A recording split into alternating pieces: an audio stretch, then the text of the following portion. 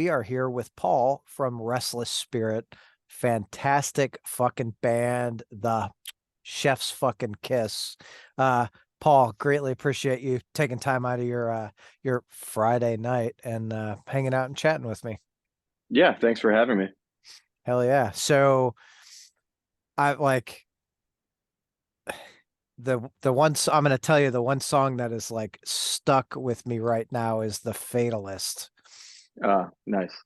I cannot get enough of that. Like your vocal hooks just I'm like, holy fuck. Yeah, thanks, man. That is one of my favorites from the newest album too. And it's always funny because at first, like when we wrote the riffs and stuff before like the full song together came together, that was one of those songs where it's I don't want to say throwaway, but it's sometimes you write some stuff and you're like, all right, hopefully the album. If it doesn't, no big deal. But then after we started like really working on it, I was like, I think this might be my favorite. And a lot of other people has said that as well. So that's nice to know. I've said this a million times. I'm really like the worst judge of my own music. I never know what people are going to like. Generally, I'm wrong all the time. Like even All Furies, um, which was I think that was the second single off of the newest album, and that was one of the songs where I was like, I there are only a couple of songs I don't want everybody to vote for being the single, Yeah. and that was one of them because I thought, to me it was just like, oh shit. But that ended up being a lot of people's favorites, and I mean, don't get me wrong, I love the song too. Like I'd never put out anything I didn't like, but Right. you know when you're going through an album and choosing what are going to be the representatives of it, it's like you have your own opinions, and I just kind of thought it was a little um maybe just outside of the rest of the album, and I was like, it's not really a good indication of the rest of the album. But then so many people said they really loved it, and I I I kind of disagree with myself now because our sound is kind of all over the place. So it's like it is representative of us. It's saying we're gonna, just do whatever we want. And I think it was a good move on the label's part to put that one out there. And you know, I just have no fucking idea what I'm doing, clearly.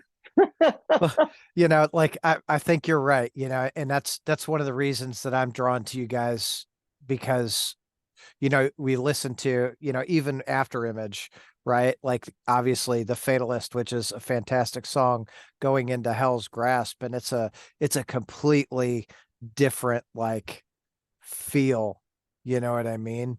Um, Yeah. but that's, just being a fan of people who can craft songs and make them really stick in your brain, like to have I'm gonna say so many different styles, but songs that don't all sound the same is fantastic because like Afterimage obviously as a whole is a great like piece of art, and I feel like you guys wrote something that you wanted to listen to with that. Yeah, I mean that's always what we do. We never go into it like, oh, I want to write a song that sounds like this. That's Yeah. not the mindset. I'm never like, oh, I heard this riff by a band, I want to do something similar. It's kind of just like I, you know, we just decide what we're going to play that day. The writing process is generally like I'll have some riffs. I'll go into the practice space with our drummer and just whatever we feel like playing that day. We usually come out with a song when we're in writing mode. It's generally like a song per practice. I mean, like the album before it, Blood of the Old Gods, was written completely in less than a month. And Wow. because it would just be, we'd meet like once a week, maybe sometimes two, and we would go in for maybe 2 hours and come out with a fully fleshed out song, and they really don't change from there. This album felt like it was taking so long because I think it was like 3 whole months. Ooh, you know. Um, but yeah, I think that's why we end up with so many styles because, or, moods or emotions or whatever you want to say, because we really don't go into it like, uh, how do you say this? What is everybody else doing? What's really gonna make this album popular? Like we don't care about that because it's truly that we make music that we want to hear, Yeah. and luckily people like it. I mean, we've been a band so long, and we've always done it that way. And we never changed our sound to fit anything. It just took a while for it to catch on, but once it finally did, we weren't like, all right, now we got their attention. Now we got to sort of Stay the it course. was Yeah. yeah, no, it was sort of like let's just keep doing whatever we want to do. Yeah. you know Well, I think, I think a lot of bands that I'm into, right, always that's what they do. They make an album they want to listen to, and it, from a listener standpoint, it really shows, right? Because I feel like you go to see a band live and you can tell when they're trying to do something that they're not necessarily comfortable with, or that they don't really feel all the way. And you're like, God, that was really like disappointing, Yeah. Yeah, you or know? when bands like have an abrupt shift in sound and it almost like and there's nothing wrong with that. There are a bunch of bands that have changed the way that they sound, but it's like you could tell like they're super into it and I'm cool with that. There's definitely nothing wrong with experimenting, but I think being genuine is super important Yeah. and that's probably the most important thing to me. Like I legitimately don't care if you like the band or not, but if you were to say we're trying to be something that we're not, then I that gets my feathers ruffled. Thankfully, I've never had that happen or anything like that. I think that for whatever reason we come off as pretty genuine. That's really all we want, Yeah. Any piece of art or music, you want it to be self-expression, and you know, once you start emulating things for the sake of popularity or record sales or anything like that, it's being genuine just goes out the window. Yeah. Well, you stop that. You're absolutely right. Because at that point you stop being yourself and stop thinking about what I want to listen to. And hey, what does everyone else want to hear? Well, shit. Like, if you want to hear what everyone else is listening to, turn on the radio. Yeah, or go, like listen to the band. Like there are a bunch of bands that I'll hear and it's like exactly what band they're trying to emulate. Yeah. And to me, it's like if you're in those type of bands, why don't you just, and this isn't a slight to them, but it makes more sense to me to just go listen to the band that you're trying to emulate because they probably did it better.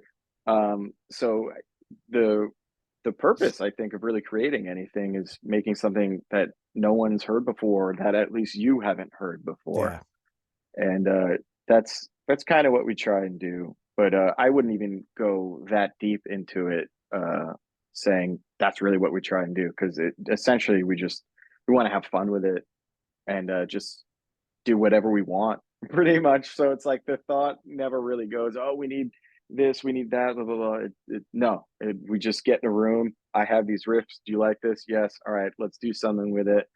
And the songs just go pretty naturally from there. And if we have to force it, we just throw it away. And that really doesn't happen that often. I think there was one song that we wrote for Afterimage that uh, we demoed it out, it was finished and everything besides the vocals, and we were just like, all right, this isn't working, let's maybe we'll go back to it another time. But generally that never happens, and even I couldn't see myself really going back to many old things and saying, oh, let's try it again. If it didn't work the first time, it's like just make something new. It's not that hard for us. Right. Well, And some people though, they go back to an old idea and it turns into something new. Cause I feel like, especially for an artist, right? Like if you go and you can paint this face this way today, but then, you go back 2 years later and you go to paint the same face and there's gonna be a different feel to it, right? But yeah, again, that's not, like you were saying, right? That's not for everyone. Not everyone needs to go back and rehash their stuff. And especially if you guys are still, churning out killer tunes. there's no reason to go back and try and pull some of that old stuff. Yeah, I mean, with that said, though, it's also, the final track, from the Dust Return, that was from our first EP. And so we have re-recorded things before, but that was more for, um, not that to rework anything. It was simply that that's a song that so many people have liked for so long. We wanted to give it like a proper release. Right on. Lord of the New Depression that had, I think that three songs that were on EPs before, but once again, that was sort of like, all right, this is a proper release, Yeah. as opposed to, finding an old song that it just wasn't feeling right or whatever. I mean, it'd be cool to experiment and maybe go back with some of those ideas, but the way that we work and we're so, hyperactive, it's just like newer is more fun, Yeah. you know? Yeah. Always got to ride by the kind of the seat of your pants, right? What else is Yeah. coming? What are we gonna do with it? Um, so Mhm. how long is that? Afterimage has only been out a few months, right? Like 7 months or something? Yeah, it came out in October. Yes, October. So, yeah, a couple months. Um, I'm already. It feels like years though for me Yeah. because we haven't written anything since, and that's highly unusual. But we just had so many like real life things going on that it feels much longer because it's usually like, all right, this album's done, let's go. Like at least me at home start messing around with riffs I want to bring to the table or something like that. And this time I was finally like, after when did we like actually start? I think like 2016. Um, the whole since 2016, it's just been constantly writing riffs and coming up with stuff and shit like that. And I was like, I just want to give my brain a break and just, Yeah. not think about it besides touring for once. But it's kind of been difficult. I'll have to like rip myself away from, uh, writing mode, just because I sort of want a fresh start now. You know, Yeah. I sort of want to just, okay, we have three full length albums, and I never thought we'd get to that. Not many bands these days really do three No. full lengths in, I think, 2 years apart for every release. Um, so I kind of just want to be like, all right, this is what we're going to do next, and sort of actually take some time and think like, if this next album was like the last album we were ever going to make, what would I actually like absolutely need to have on it, as opposed to just let's just see what happens. So sort of I almost want to do the antithesis of everything we've done before and actually think about it before we write it, and actually kind of sort of just go back on everything I've ever said pretty much, just because we've done it one way for so long. And this goes back to, I guess, experimenting. And I'm not saying we're going to change our sound or anything like that, and we're going to keep everything genuine, keep everything real. But we've had a way of writing and producing music for so long that I think it would be nice to just say, hey, uh, let's try another approach.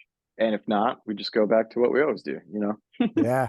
Well, I mean, but going into it with like a direction though is very different than going into it and just saying, hey, let's see what happens. Um, I think I'm interested to see what would come of it. Yeah, I mean, maybe nothing. Like I said, we might just be like, fuck this, it's not working. But it might be like, oh, this is super cool. 'Cause, it's sort of like we wanted to put out just like one like 20-minute instrumental song for like a while. But whenever we say like, oh, let's do that, or we wanted to do like a covers EP for a long time, every time we talk about wouldn't it be cool to do this, we don't do it. You know what I'm saying? So it's like, but we don't, it's not always like, oh, okay, let's plan to write an album. Like it's sort of, I want to write some stuff. It just happens for whatever reason. Every time we really try and plan things out, it doesn't really work. But Yeah, who knows? Maybe it will this time. I don't know. maybe. Or maybe you'll do the same old thing, whatever. Like as long as you guys enjoy it though, I think at the end of the day, that's what matters the most. Yeah, I know. No matter what, it's still going to sound like us because I feel like there are a lot of bands where anything they put out, you could tell that's them for whatever reason. And it's like, you know, the way that I sing is the way that I sing. The way that I play guitar is the way that I play guitar. I can't really change that. It's Right. my guitar playing, especially, I feel like it's so fused to my personality. I really take a, I guess, kind of holistic approach to guitar playing. And I look at it as an extension yourself as opposed to an instrument that you're playing, if that makes sense. Absolutely. So I feel like there's no disconnect between the way that I feel and the way that I play guitar. And I think that's why everything that we do ends up coming out the way that it does and sounding like us, because that's how we all approach it. You know what I mean? Yeah. Well, that's Hippie shit. yeah, peace and love, man. But that's, you know, one of the things that I'm really drawn to about the band is your voice, right? Because your voice is very, it's very unique. Like the way that you phrase things, it's honestly like everything is so hooky with your voice. I'm like, Jesus Christ, like this is Thanks. just keeps taking me, and I think one of the reasons that I like the Fatalist so much is like the the way you sing is so prominent there. Thanks. It's just it goes really well with all of the rest of the music also, which collectively may obviously makes Restless Spirit. And it's um I think a lot of people, if given the chance to give any of the albums a chance, I think they'd be really surprised with how good it is. And I feel like, I mean, I would like to see you guys, sell millions and millions and fill arenas and shit. Um, just because I as a fan, I like to see any band Sure. do it and make it and let that be their sole fucking, their sole income, you know? Yeah. With that, speaking of Afterimage and the hooks that everybody seems to harp on, I think that uh, I've been noticing that as well. Like I never really, to me, like singing and like it was never something I ever did before we released our first EP. I just wanted to write these songs, and um, before we even recorded it, no one in the band had ever heard me sing before, and I'd never really tried singing before. So I had these ideas in my head, and I remember we were recording, and it was a little nerve wracking. We're like, oh, hopefully this works. If it doesn't, I don't know what we're gonna do. Um, but over the years, people keep they say exactly what you say about like the hookiness of the vocals, and it, if I could like explain that a little bit, I think that it has to do with I like songs that you could strip down to just one person and a guitar, and it'll still sound good. Yeah. And so most of the songs that we write, if you just break them down to the most minimal, bare bones aspect, um, they still sound decent. As opposed to just having the guitar, sorry, the vocals as another instrument. We approach a lot of like, yeah, it's metal music, it's rock music, but we're really just making songs. Yeah. We're not like, oh, we want to be a metal band, we want to be a doom metal band, we want to do this. It's what we really just want to do is make songs that we like. You know what I mean? Yeah. Yeah. That I think, a lot of times people get so hung up on what style they need to be that it keeps them in this box, like I really want to be a death metal band. So we have to make, this, copy paste, different chords, same progression style or what have you. And going back to kind of what we were saying earlier is that's kind of for me, that's what makes a good band. I like a band that has an array of styles. Like in my house, I'm the only like real metalhead. So we have like we have a couple of family bands, and one of those is Foo Fighters, right? You listen to Foo Fighters, and every album has a very unique sound to it. You know when you hear some of those chords, like what era the band is in, and they're not afraid to jump styles. Like they had the fucking disco album, they had the death metal album, and I'm like that, it's kind of wild, but it's great to see that a band is not pigeonholed into, whatever that box is. Yeah, I mean, I also feel like it would just be impossible to pigeonhole us regardless, because you ask like 10 different people what we sound like, and you're gonna get like 10 different answers because you know what I'm saying? Yeah, We've yeah, gotten some really funny stuff before too, but that's why I just we're just like a rock band, a metal band, whatever. I don't even know.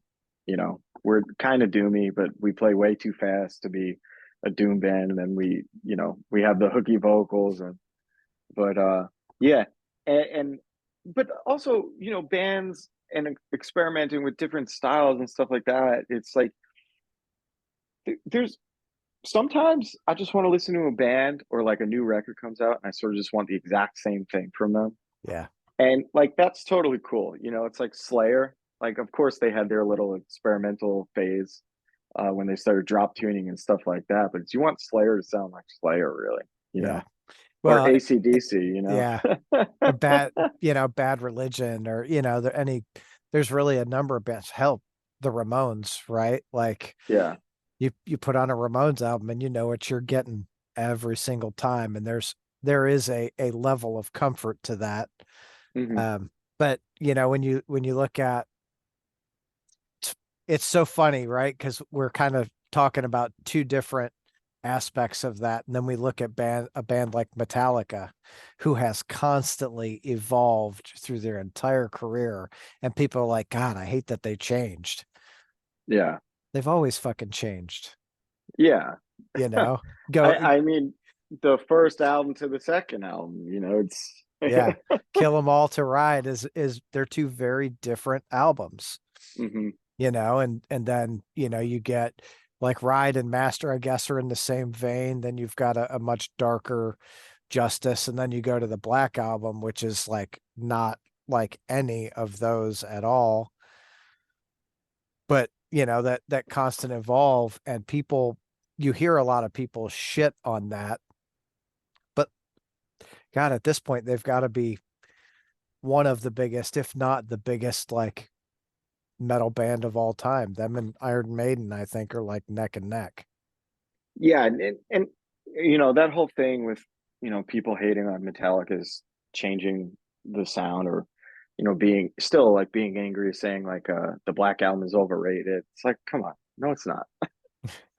And the great thing with a band like that, it's sort of like more modern example, or newer, would be, I guess, Mastodon, because they started out sounding so radically different, and Yeah, now they keep changing what they're doing. And the whole argument of, oh, I wish they still sounded like they used to. It's like, well, you could go back anytime and listen to those first two albums. And same thing with Metallica. You want to listen yeah, to Kill 'Em All, listen to Kill 'Em All. But it's you have the option of a bunch of different versions of Metallica with them really staying the same band.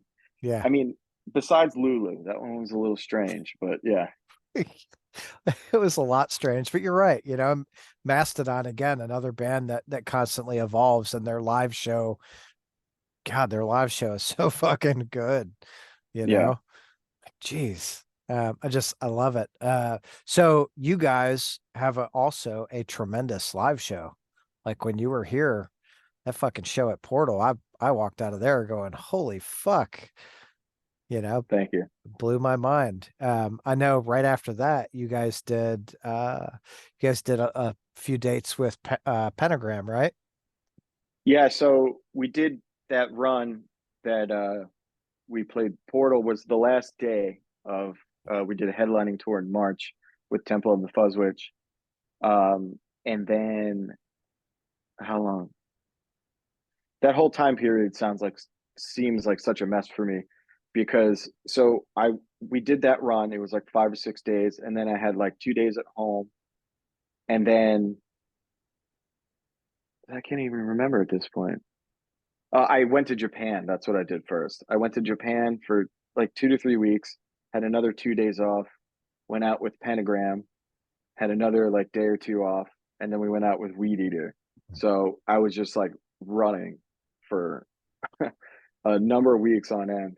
And it wasn't like just being on tour for a long time because we've done extended stretches before, but it was so many different phases of Start and stop. yeah. But yeah, that Portal show was awesome. I still can't believe I made it through that whole set. I was so sick. I remember we were talking beforehand. I could like my voice was just Yeah. destroyed. Yeah.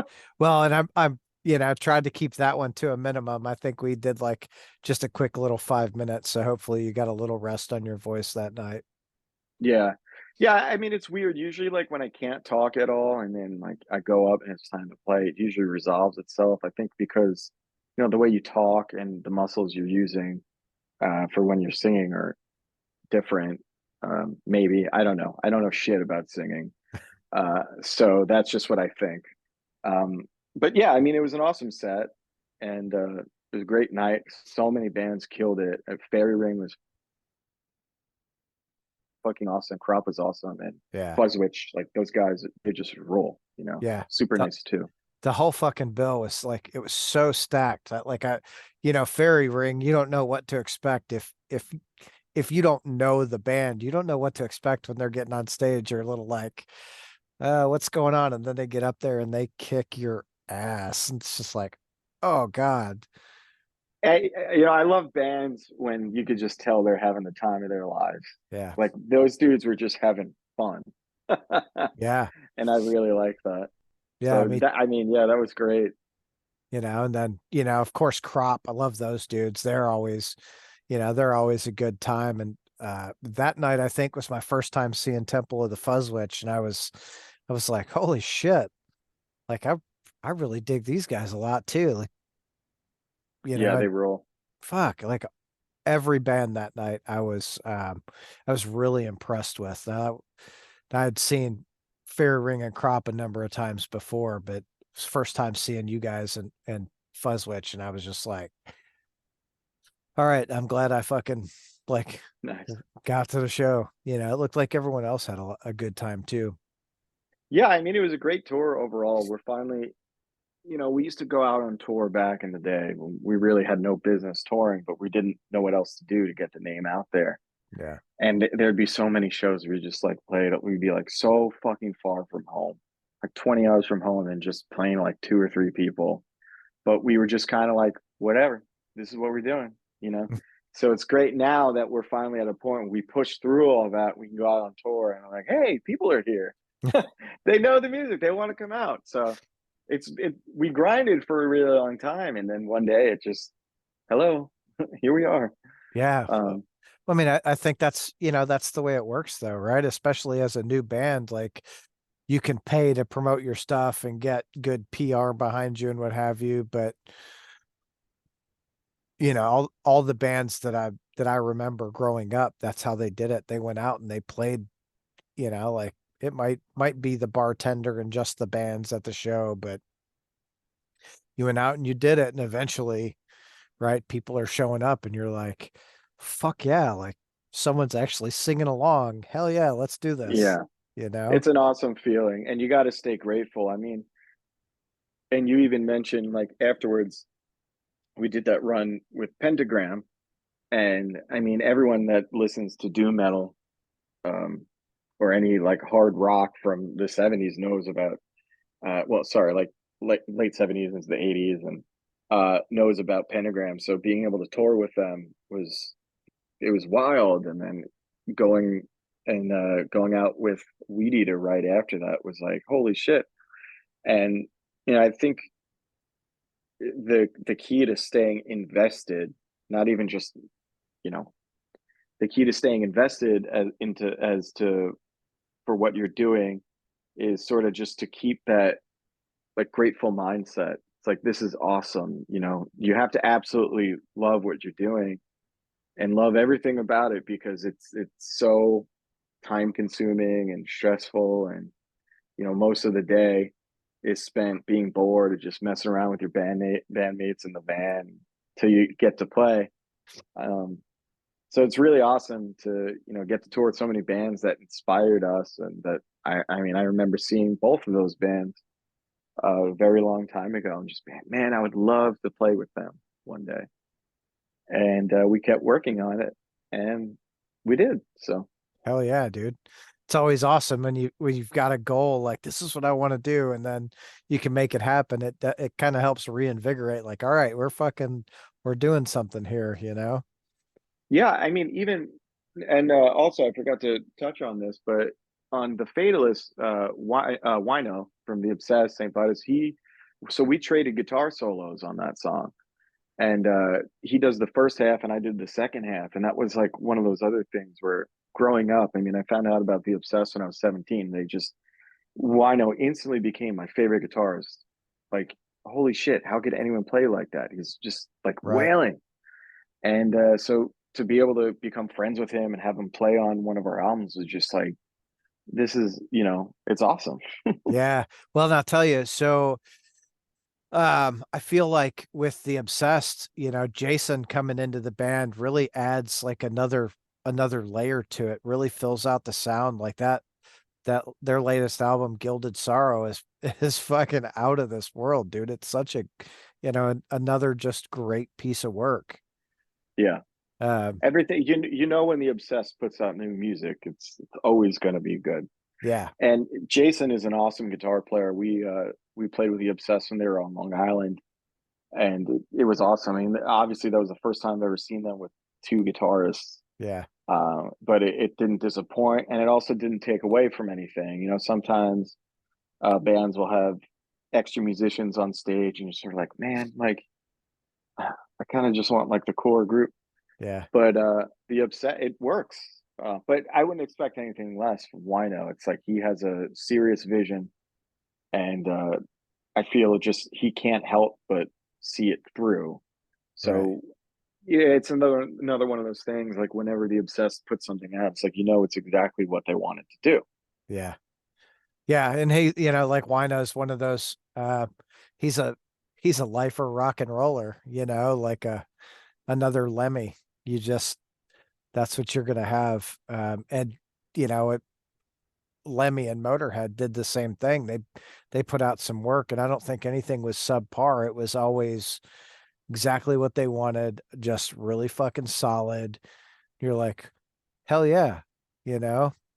Yeah, Uh, you don't get any bullshit with either of those bands. right. No, it's straight fucking rock and roll, whatever.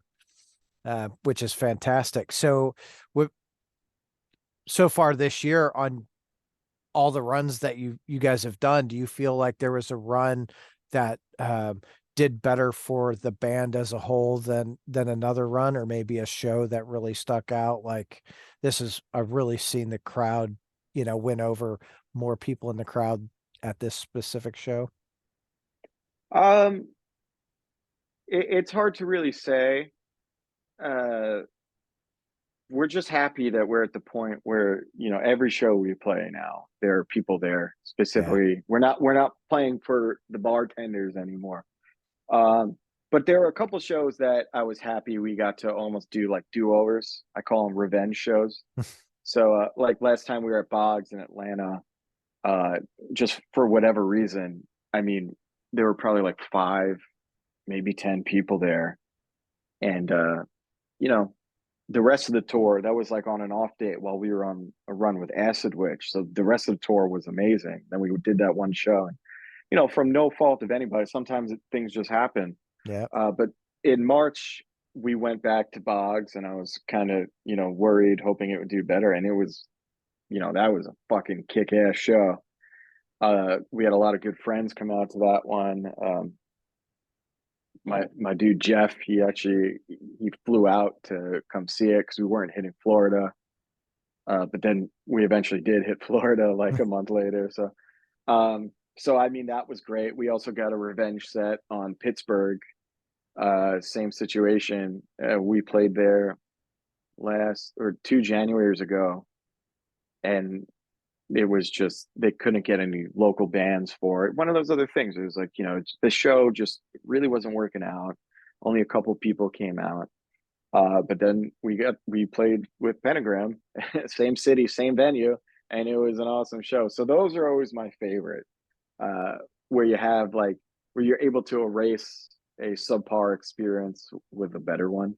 Yeah. Um, yeah, those would be the standout ones. And for no reason besides it was just an awesome show. But the Tampa show that we played with Weedeater was just awesome. Just great vibes. We played at Crowbar, great crowd. That was definitely a standout show. And I think that's all we've done since yeah, that's all we've done since then. Yeah. I think my buddy Jeff and his significant other Katie were at that show in Tampa. Actually, I know they were because the next day it was like, what a great fucking time it was. I'm like, hell yeah, dude. It's like Nice. good to see people going out. I feel like, especially now, like post COVID, there are so many bands out touring, and like Louisville, we're not a big city, it's not a big city at all. But like tomorrow night, I think there's 3 or 4 shows, and I'm like, okay, I'm gonna go hit these two, you know. But it's nice to see so many bands going out and touring and getting the support behind it. Yeah. Louisville has always been cool. I've always really liked it. But we sort of when we were first starting out, uh a lot of my connections and contacts, especially when I was booking everything myself, was through like hardcore. Mhm. So we would just get thrown on a bunch of hardcore shows, and the hardcore kids would really like it. So we had played Louisville many times in the past, but this is the first, just full out metal show. And I think that's why we kind of do pretty good in like quote unquote smaller markets, because we're not afraid to hit them. It's like let's go like where nobody else is playing Yeah. and see if people show up. It's like oh, it's finally. Yeah, and we do, man. Like when we show up in a big way. I mean, Mhm. that night you guys played, I think there were 2 or 3 other shows happening, and like I know there was people at every single show. I know people at every show. It was just like, all right, I wish more people were at the show that I was at, but Yeah, whatever. that's wild. That's pretty cool. Yeah, it's always fun. So, what kind of touring plans you guys have for the rest of the year? Right now we're working on things throughout the summer. Uh, we have a run coming up end of July, which should be announced pretty much any day now. And then we're doing some stuff throughout August, but nothing really that crazy beyond that. Nothing that's announced right now. Damn I it. wish I could talk more about it, but literally nothing is announced. Um, but yeah, like I said, nothing's announced, so it's really nothing I could talk about. But we are staying busy. It's just you know Yeah. nothing that's ready yet. It Nothing has just come can't out of really the put it out for the public yet.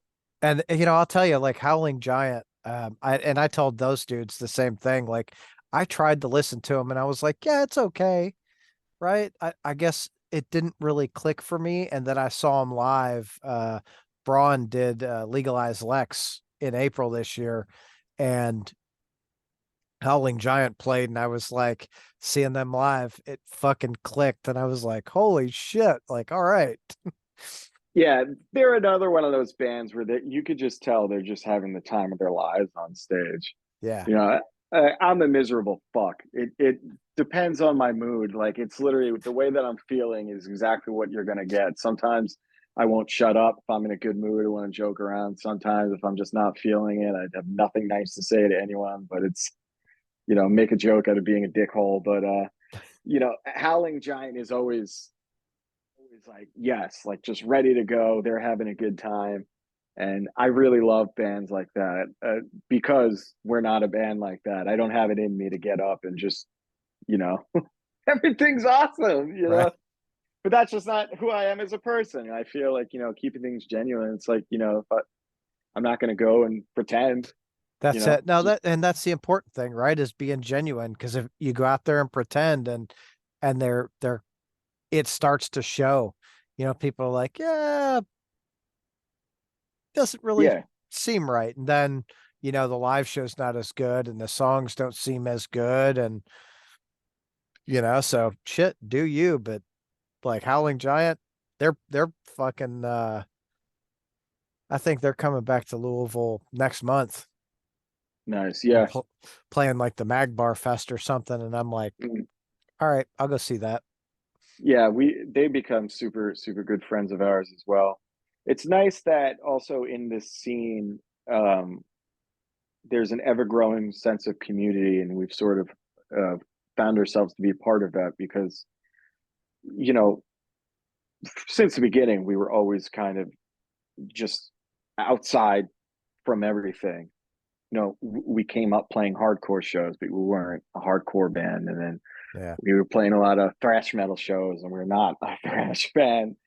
And even with the doom shows, like we don't always fit, but there are aspects to our sound that definitely do. Yeah. And so I think that Magnetic Eye and Ripple and Blues Funeral, all those bands sort of you know make a good team, and most everybody has good attitudes about everything. So it's like, that's what you want, because like the best part about touring is just really making new friends, whether it's someone that came out to the show or someone you're on tour with, something like that, because being on tour can really suck sometimes, and it's draining, and it gets lonely. And it's great when, maybe you had a crappy day and you're stuck in traffic, or you're just in a bad mood for whatever reason, but then you get to a show that you're on tour with, the other band, you finally get to see them. And it's like, oh, how was your day? And it was like, oh, it sucked. And I was like, that's awesome, mine too. And what I'm saying? So Yeah. Well, and I'm a big mental health guy, and I think, you go out, like for me, music is always, it's all about the connection with other people.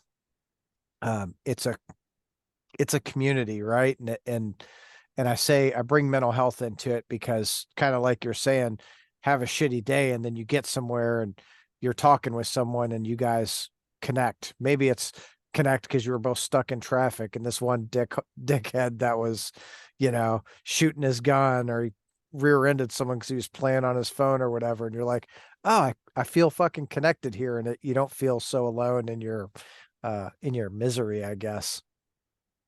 yeah, and I think that that's another thing. Like connection is absolutely the most important thing. And I think connecting with the audience is the number one thing. Whether you could do that from speaking with them or something nonverbal, like the way that you're playing, that's more important than going up there and playing rock star. Yeah. That shit. I don't do that. That's why I sort of just get up there, and it's it's me. I can't be anyone besides myself. So sometimes I have a little more to say. Sometimes I have nicer things to say. Sometimes I don't have that nice of things to say, but I say it anyway. And people, they seem to appreciate that, which is cool. That I could just go out and be myself, and people accept it. Um, I don't know. I don't know what you could attribute that to. I guess it's sort of just. I guess I'm going to do it regardless. So, Just being yourself. I mean, that's, again, right. I think that's, the big thing is we're so tired of people acting and pretending to be something they're not. Look at our fucking political system. They all yeah, pretend to be something they're not. So when someone's genuine, it's like, good, bad, ugly. All right, cool. Like I can enjoy that. Go like, oh, he's having a great night tonight. Cool. This is a lot of fun. Oh, he's really pissed off tonight, but man, that shit's hilarious. He's pissed off about I don't even know what. Um, yeah. And and that is usually how I go about it. I'll make jokes of things or make fun of people or single people out, and they do like it generally.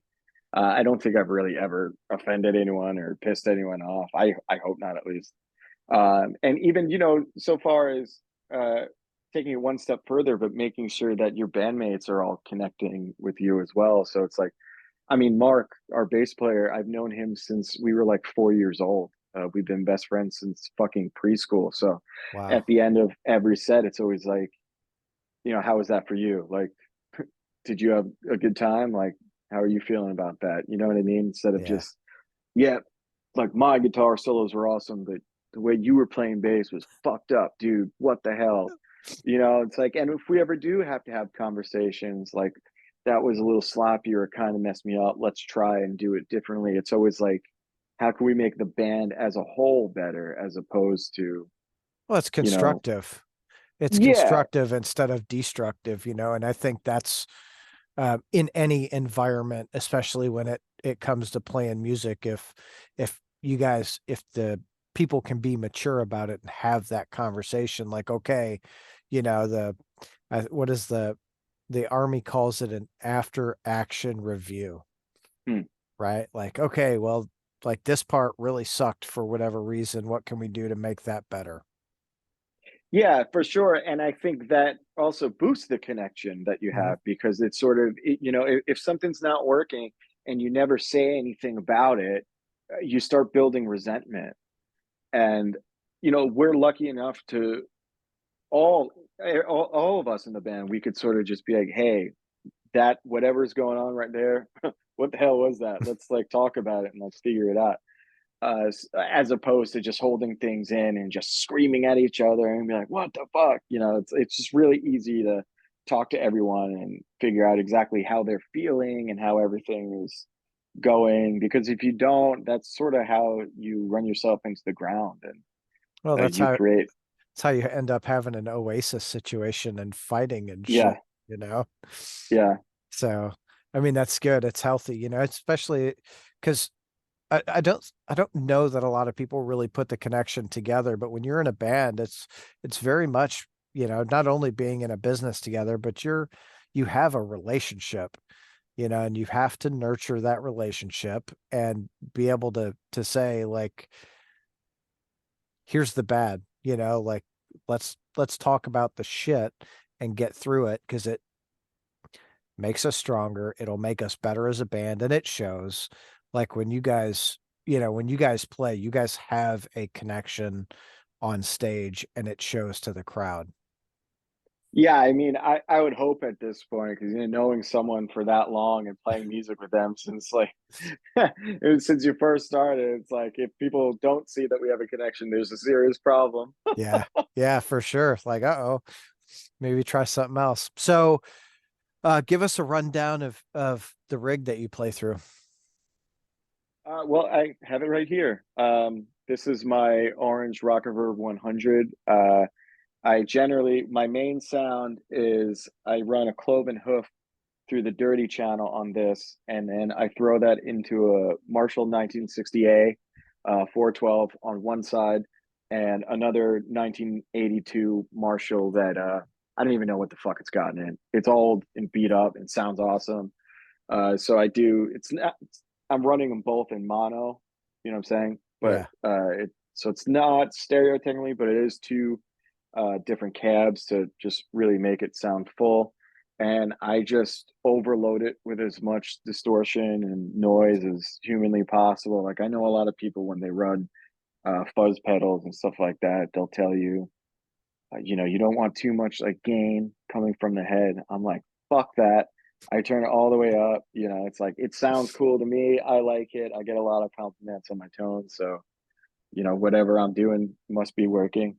And that's really it. I have this PV Triple X right here that I run on the Crunch channel, and it's actually an awesome sounding amp.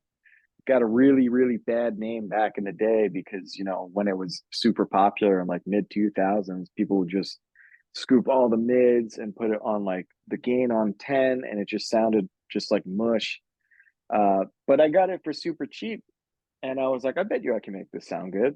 And that was my main amp for a long time. And then I was actually running, I had the Rocker Verb on one side, going through a 212 and a 412, and then on the other side I had uh, the triple X just going through a 412.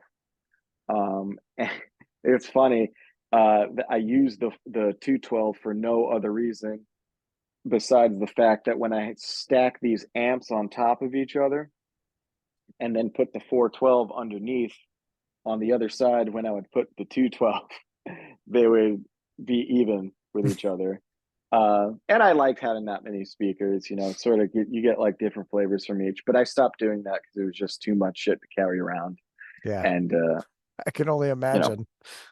yeah, well, it wasn't so bad, because it's kind of light and, you know, it's only three of us in a van. So it's sort of like, whatever, we don't really bring anybody along. So we have room. Yeah. So yeah, I mean, that's the main rig. And then, my main guitar right here is this, Gibson Explorer. I don't know what year it is. I forgot. I love it. But I'm not really that big of a gear guy. Like I I love guitars, obviously. Um, I'm always trying to find the perfect guitar, but I have no like rules on that. You know what I'm saying? I don't like some guitars I'll just get and like these are the pickups that are in them. And to me, it's like, can I make this sound good or not? And if I Yeah. can't, yeah, sure, I'll change it. But I don't go that crazy. Like, I need to replace these pots and has these specific pickups and it's this year. It's like I forget. I don't know. It looks cool. It sounds awesome. Uh, Just that's it generally, just real basic, like I yeah. like it. I have better things to think about. You know what I'm saying? Yeah. Like, and no slight to people that are super into it because I love guitars too, and I don't actually mean that. I have nothing good to think about. But even when it comes to pedals, like I haven't bought a guitar pedal in I think 2 years. Oh shit. Like I have a bunch of pedals on my board only out of necessity. Um, because we're three guys. I got to make it sound full, and there are different parts that I want to sound a certain way. But once I have a sound that I like, I don't really mess with it, you know. Right. And my rule, if I could, every single pedal on my board would just have one knob. I don't want to sit there fiddling around and experimenting and stuff like that. I like to keep things simple and Meat and try and, potatoes. yeah, but I try and extract as much as I possibly can from that simple setup. Um, so it's not like plugging straight into an amp. I do like effects a lot. I like weird noises, but if I really just spent all my time tinkering around with pedals and stuff, I would get frustrated with the way that my mind works. I'd never end up playing guitar because I would just be unsatisfied with the sound. Yeah. Nothing's ever going to sound perfect. It's never going to sound perfect. So just whatever it sounds like, make the best of it. That's my approach to it. Hopefully it sounds good that night. If it doesn't, fuck. I don't know. I mean, you guys have made it this far, so I'm gonna assume that it sounds good more times than it doesn't. Yeah, I think, I know this is like, when people say like, oh, tone is in the fingers and stuff like that. They're not actually, I think that what they're really saying is the way that you play has a lot to do with your tone. Yeah. Um, And I 100% agree with that. I think that I've developed, a style that is mine that I could try and play through pretty much anything, and I think it'll sound like me. Um, so at that point, if you know what you want it to sound like, you'll figure it out. But if you're just constantly searching, you're never going to get there. At Yeah. least for me, I never want to say anything like it's definitive because it's not. Everybody's different. But for me, I just want to, you know, pick up whatever guitar I feel like playing that night, and hopefully it sounds the way that I want to. And if not, try again the next time. There's always tomorrow, right? Yeah. Yeah, that's good shit. Paul, dude, this has been a lot of fun. Greatly appreciate you taking time out of your night to come and chat with me. Yeah, thanks, man. Thanks for having me. Hell yeah. We'll I guess I'll have to catch you on the one of the runs that I don't know anything about. Um, Yeah, oh, I wonder. yeah. So I really look forward to seeing you guys on the road. I wish you guys the best of success. Um, keep crushing it, and then, maybe on the, I don't know, maybe here in the future we can do this again, and maybe the other guys will have the opportunity to join in also. Yeah, absolutely. I know they'd be super down. So whenever you want to do it, we'll do it. Awesome. Thanks, dude. Go have yourself a great night. All right, man. Thank you. See See ya. ya.